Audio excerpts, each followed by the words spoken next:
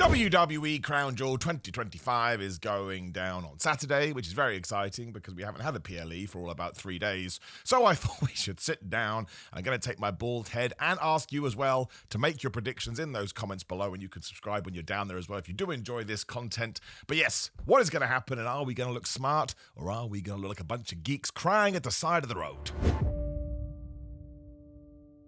Now we're going to throw a few extra matches in there as well, because of course WWE could announce a lot this week. However, we do know we're getting the Kabuki Warriors versus Rhea Ripley versus Io Sky. Every chance this could steal the show. Do not forget that Crown Jewel is coming from Australia this year, so Rhea Ripley is going to be the most over person ever. Io Sky is beloved everywhere she goes. Asuka is the heel, and poor Kairi Sane is the victim. She's the true victim of all of this because she feels totally trapped. I think the Kabuki Warriors have to win for two reasons. One, Rhea Ripley beat Asuka on Raw a few weeks ago, which was the right move to make because, of course, it was then that Asuka turned heel.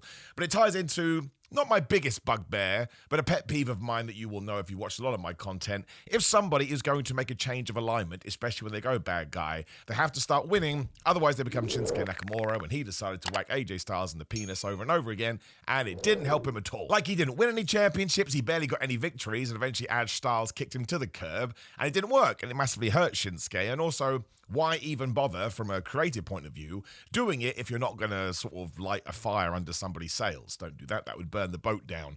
And Asuka can cheat. She can miss somebody, although it's really hard to miss somebody in the match because sure, the referee afterwards should go, yeah, I'm going to rule this a no contest because quite clearly you spat poison mist into somebody's face. But I think the main thing is don't necessarily think you pin Rhea Ripley. I feel like you can pin Io Sky here through something with Kairi Sane. Now, Kairi Sane could actually come out and go super aggressive here and be like, haha, I tricked you, Io, after she tries to coddle her and say, please come back to the fold. I just don't think you want to ping Rhea in her home country because she is such a massive star, and sometimes that can have a detrimental effect, but at the same time, if you come up with a good story and you come up with something that's believable and makes somebody feel something, then you're totally fine. Of course, wins and losses matter in pro wrestling, but you can be defeated, and that can actually be a benefit as long as you're looking 6 weeks, 8 weeks, 12 weeks down the line. But I've got to give it to the Kabuki Warriors. Like, they should probably go after the tag team titles soon as well, because that match versus Charlotte Flair and Alexa Bliss would be awesome. At the same time, you can't just push Rhea and Io to one side. Also, I want this feud to be extended. And if Rhea and Io just win, you're like, well, they've done it. They're down. And also, just make look Asuka like an idiot.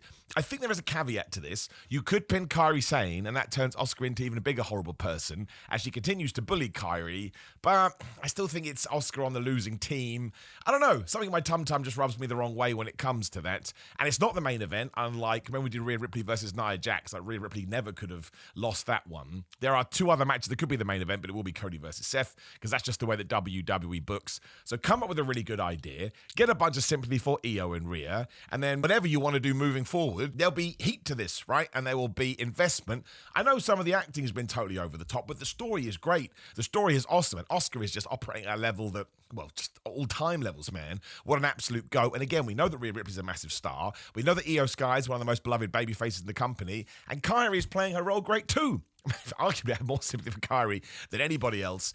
Maybe you could turn her into a crazy person here, because then her and Asuka working that way, maybe that's what you do. Maybe she finally has been indoctrinated, or Stockholm Syndrome, whatever you want to say, and Kairi Sane turns it on, then Asuka cheats, or Io Sky does some kind of a distraction. This is absolutely a match where you can do distraction, interference, and confusion, and it's totally fine, because you want to make sure the baby faces go down, and you want to make sure the brand new heels stand tall, and what a great way to underline they are assholes now by doing that. So, and absolutely give it to the Kabuki Warriors. I think it's massively important they do win, but carry this on probably throughout the rest of the year. Maybe it ties into the Survivor Series War Games for the women as well. It's super duper good, but Asuka and Kairi are going to win.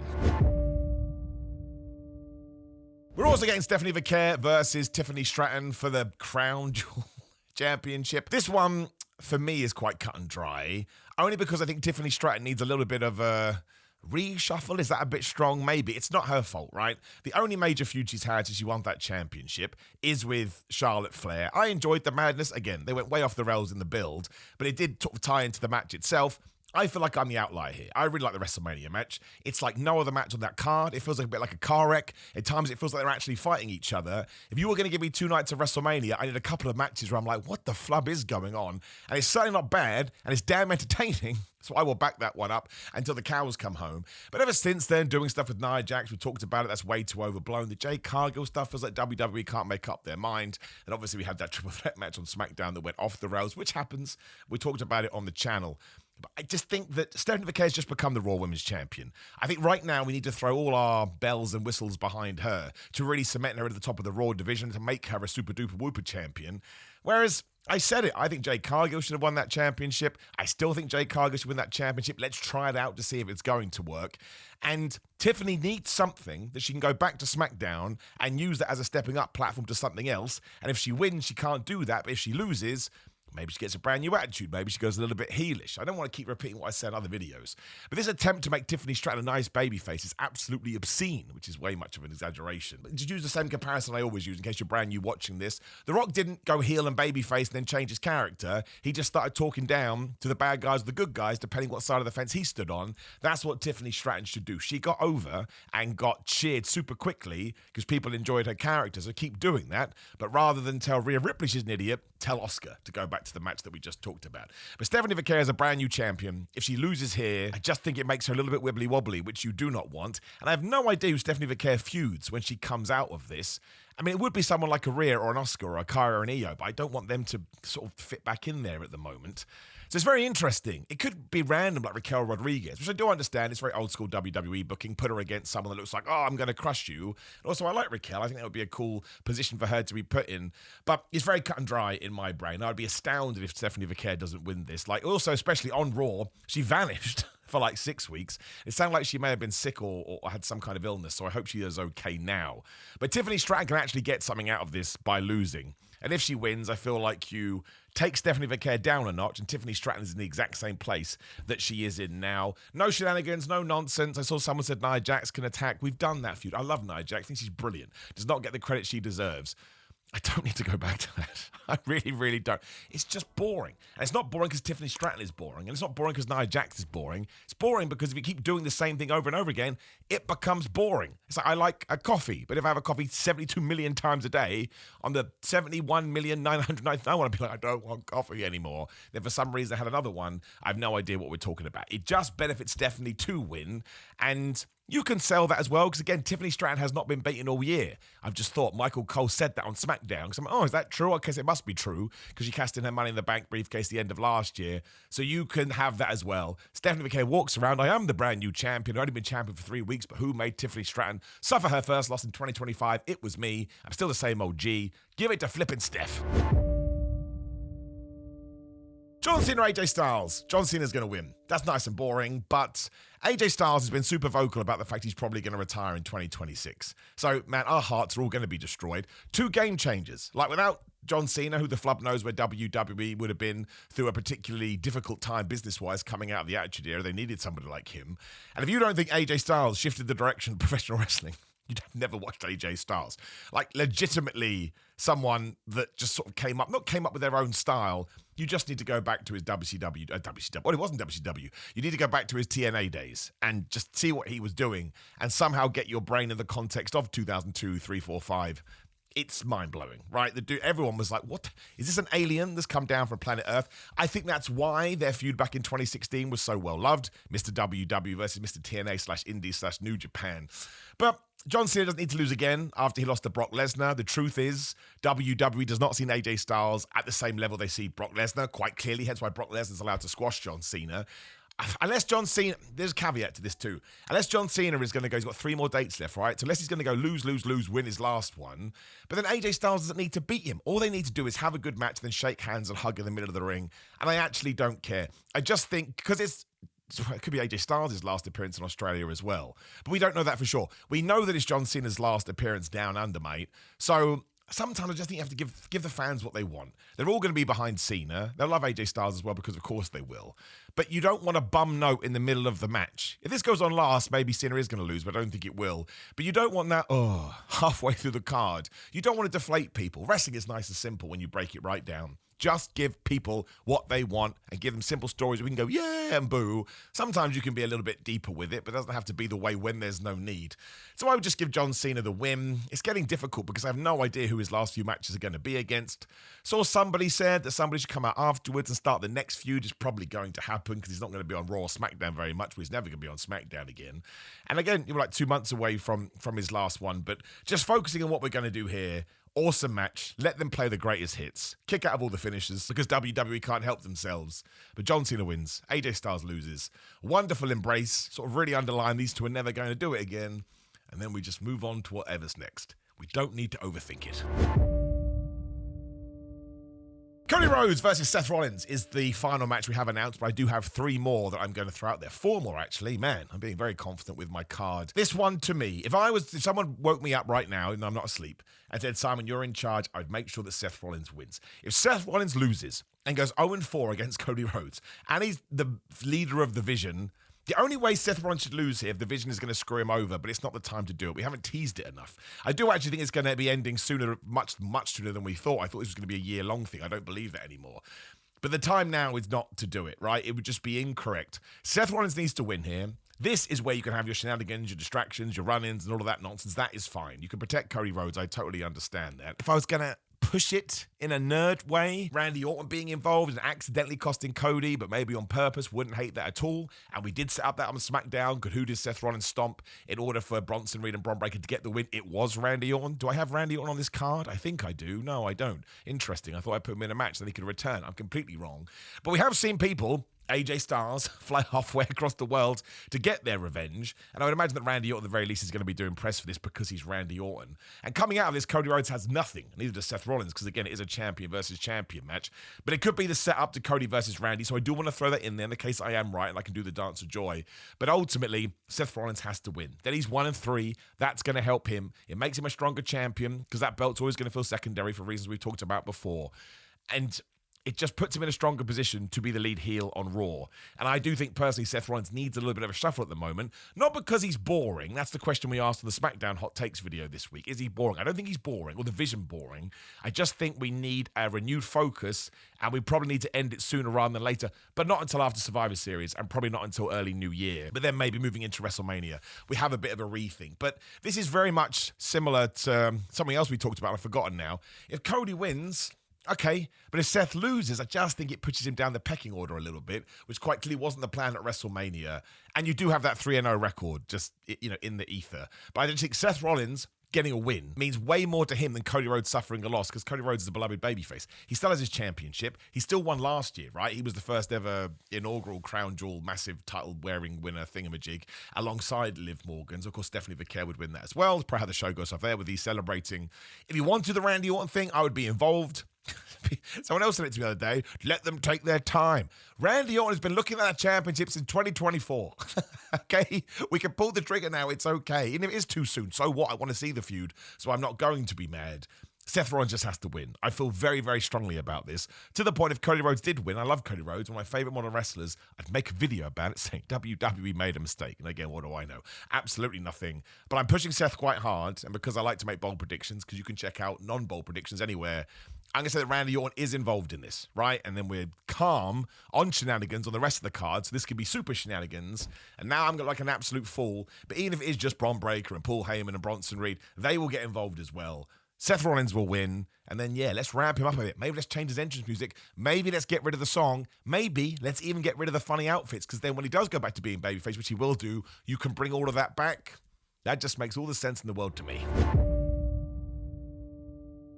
So we also could get Jacob Fatu versus Drew McIntyre. All we had on SmackDown was a video. I don't see why you wouldn't do this. It depends if WWE wants to do a 5-match card. This is on ESPN, however, so they may be saying, do more. Thank you very much. Would they go to 6? I do not know. It's a super interesting match. Drew McIntyre can't lose and Jacob Fatu shouldn't lose, which is why WWE should get to this, because the more matches we can do, the more interesting it's going to get.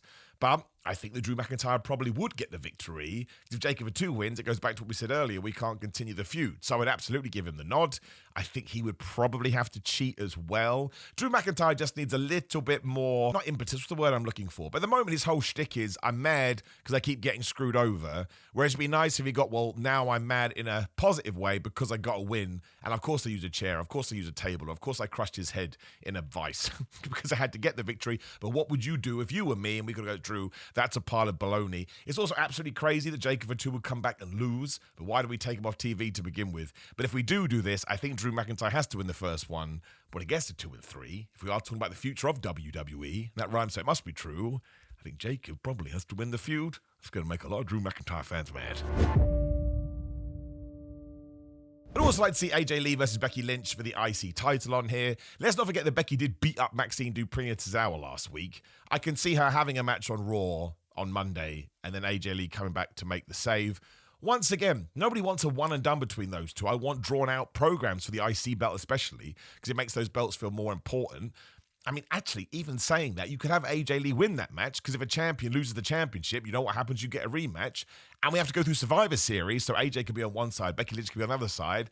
And then that brings us to whatever the flub we're going to do in December, or maybe even the Royal Rumble, where you could do the big blow-off match there. CM Punk is confirmed for Raw. Talk about him in just 1 second. I think AJ Lee should return too. I think she should save Maxine Dupri from certain death from Becky Lynch. We should do the match, and AJ Lee should win, becomes Intercontinental Champion. That's only going to make her feel like a bigger star, because she came back and in a second match won a belt. Sometimes, if you know the person you're pushing has that much fan support, just lean into it. This one is a proper bold prediction, but Roman Reigns and CM Punk are on Raw. This is probably why I should save our predictions videos to after it, but I don't have time next week because I'm on Clash of the Comics. Come on down, Hammersmith Apollo. That's ridiculous I even get to say that sentence. Live on pay-per-view too at clashofthecomics.live. Obviously, come watch me have a good old time would be my guess. It wouldn't surprise me if Roman and Punk team up to take on Bronson Reed and Bron Breakker. They both have issues with those people. My problem with it is, can you really set up a match of that magnitude with 6 days' notice for, I'm not trying to be disparaging here to Crown Jewel, but it would be seen as a BPLE. I would say the APLEs are WrestleMania, Royal Rumble, SummerSlam, Survivor Series these days, maybe Money in the Bank. You can kind of argue that one. But I can't, Roman and Punk have posters up in Perth right now, like the flags they have. Would they do, I mean, you probably could do that anyway, I don't know. Maybe they're going to be on a SmackDown or a Raw if they're out there, I can't remember now. But I think Bronson Reed and Bron Breakker probably have to do something. I don't think it's going to be against other people for reasons I'll tell you in about 8 seconds. I think it could be Roman and Punk versus those two. And listen, let's not even muck around. Roman Reigns and CM Punk will win that, which is probably why Bronson Breakker, not his name, and Bron Reed have been getting so many victories on TV because WWE's like, listen, they're about to lose a massive pay-per-view match. We need to get behind them. But it would be so surreal to see CM Punk and Roman Reigns. I know they've kind of done it before, but to do it in this way, I wouldn't have a problem with it. And also, given that, you know, CM Punk should be going after Seth Rollins and Roman Reigns may want to go after Cody Rhodes, I don't know. You can just hold it off, right? And then you get through this pay-per-view, then you kind of reset. Because in many ways, it's not, well, it is part of the law, but the fact you have champion versus champion just because it's Crown Jewel, it always takes away from some of the story. But I'm saying it. If it does happen, I can be super happy. And of course, Roman Reigns and Punk would beat the Vision. And maybe that's why Seth Rollins gets mad. Surely we're going to do Jey Uso versus LA Knight on this show as well. Like, it would be so weird for them to have all this hatred to one another and then not do it. And Jimmy Uso could get involved in that as well. It's kind of hard because we're acting so obvious, like, oh, Jey Uso's going to turn heel. Now I'm starting to think that Jimmy's going to turn heel instead. I'm not sure if I want any of that. I quite like them being shades of grey in this. But given what did happen in round one, when of course it was LA Knight that lost due to a bunch of shenanigans, LA Knight should probably win here. And of course LA Knight did get a win on Raw, although he didn't have anything to do with Jey Uso. I still think there's more business to be had. Once again, we need to see what's going to go down on Raw. I'd like to see it on pay-per-view because I think it is an interesting match to do on a more important show. So that would be important. But LA Knight would need to get the victory because he has lost so much in 2025. Maybe Jimmy Uso costs his brother. That's probably what you should do from a story point of view. Jimmy Uso genuinely accidentally cost, but then I'm sort of copying my other main event. But I just think there's something in that. But I don't think you should lean into wrestling tropes. I think we should let this eke out a little bit. Then LA Knight he could probably stir the pot a little bit. Like, he's a babyface with heel tendencies. Either way, if WWE puts Jey versus LA on this, LA Knight wins, and the character of Jey Uso continues to become way more intriguing, which I'm a big fan of, by the way. WWE has totally smashed it. That's what I think. Again, there may be some matches that crop up, and if that is the case, I'll come back and I'll update my comment below, or I'll pin a comment below, I should say, to let you know what I do think. But it doesn't matter what I think, because I'm an absolute idiot. It matters what you think, so drop me a comment below. And when you are down there, please do like the video, share the video, subscribe, click the video on the screen, which is me talking about SmackDown and The Vision and Seth Rollins. Otherwise, patreon.com/Simon316 for watch-alongs, gorillamind.com/Simon. Use code Simon to get 10% off and more % off. Amazing supplements that I use. Again, I wouldn't promote them if I didn't like them. NordVPN.com/Simon Miller if you want to get a special deal on Nord, and then you can watch pay-per-views on Netflix, even if you are in America.